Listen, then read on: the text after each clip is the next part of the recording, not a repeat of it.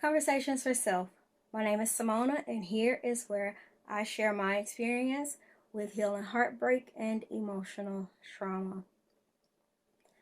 I am an advocate of alone time.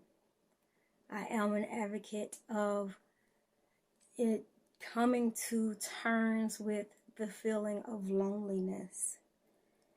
There are several reasons why you really should embrace your alone season.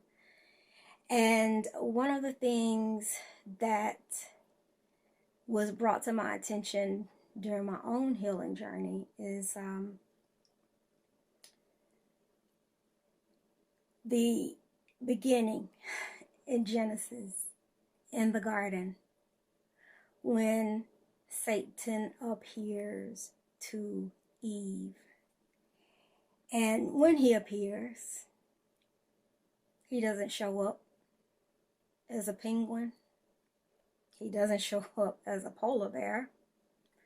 He doesn't show up as a whale, a fish, a crab. He shows up as a serpent because he needed the appearance of belonging in the garden. He needed the appearance of fitting where he was at. Had he shown up as anything else, the eyebrows would have definitely been raised. Like, this isn't right. This is completely not right. However, that's how he appeared. Like he belongs. And for all the images of this red, pointy horn, tail, pitchfork images of how the devil appears, how Satan appears, how evil appears, when in actuality it shows up as what you like. It shows up as it fits and it belongs and it should be there. Discernment. Being able to see past what you physically see and being able to tell the difference between what appears to be and what actually is. Discernment is very important. It is a very important skill to have. And of course, God will help you get there. God will help you again with the lessons that you need for discernment. However, until you get to that point, until you get to where you can tell the difference between a knockoff and the real thing, your alone time is going to be that much more important, because those conversations with self are going to be genuine, because you can't fool yourself. You can try. But even in our deceiving ourselves, we always know what the underlying truth is. We have friends who look and appear well-meaning. We have family who look and appear well-meaning. We even have clergy at the church who look and appear well-meaning. However, looks can be deceiving. And unfortunately, there are cases where looks are definitely deceiving. Again, a wolf in sheep's clothing doesn't look as scary, as harmful, even if it has a wolf's face covering up, the firm, attacking nature of a wolf with fluffy sheep's wool. Still is more appealing. So You start focusing on the wool and not the fact that he obviously has a wolf's face.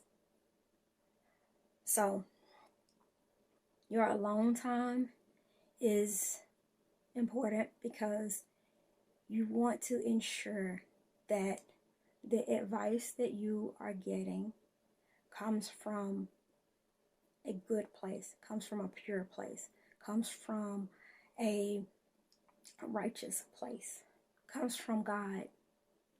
And those conversations for self, those prayers, that alone time, getting to know yourself, getting to know God, getting to know God's ways, getting to learn your intuition, getting to learn your emotions, your feelings, getting to, again, learn everything there is to know about you and building that relationship with God. And God will give you that gift of discernment. Those conversations, that relationship will give you the discernment that you need so that you will be able to go out into the world and you will clearly see beyond the masks, beyond the facades, beyond, what's dressed up to look pretty. You will see it for what it is. So I know alone time sucks and it feels terrible. It feels awful at first. Even now, in some of my moments, if I'm allowing myself to slip, it sucks for a few moments, and I do allow myself to have those moments, because they're there for a reason, and I do allow it to teach me and remind me of where I need to be, because if I'm feeling lonely or if I'm feeling alone, then that means that I'm missing something from myself at that moment. And I need to find out what I need to give myself so that I can get back to my happy, peaceful place. So alone time is going to be some of the best time that you spend, because you'll need that discernment. You will need that relationship with God, with self. You will need that self-love. You will need to learn how to give yourself what you need, so you're not looking for it from someone else. Because again, Satan came as a serpent. He looked like he fit.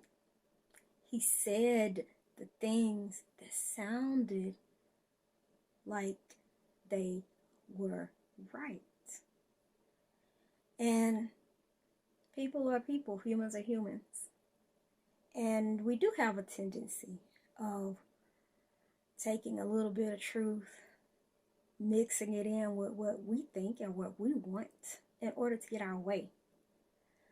So, again, it's not always intentional. Sometimes it is, but it's not always intentional. But the only way that you'll be able to tell the difference is in discernment and in that alone time and in that relationship. And God will direct you. But you have to be open, you have to be ready, and you have to be willing. Because God will show you how to love yourself.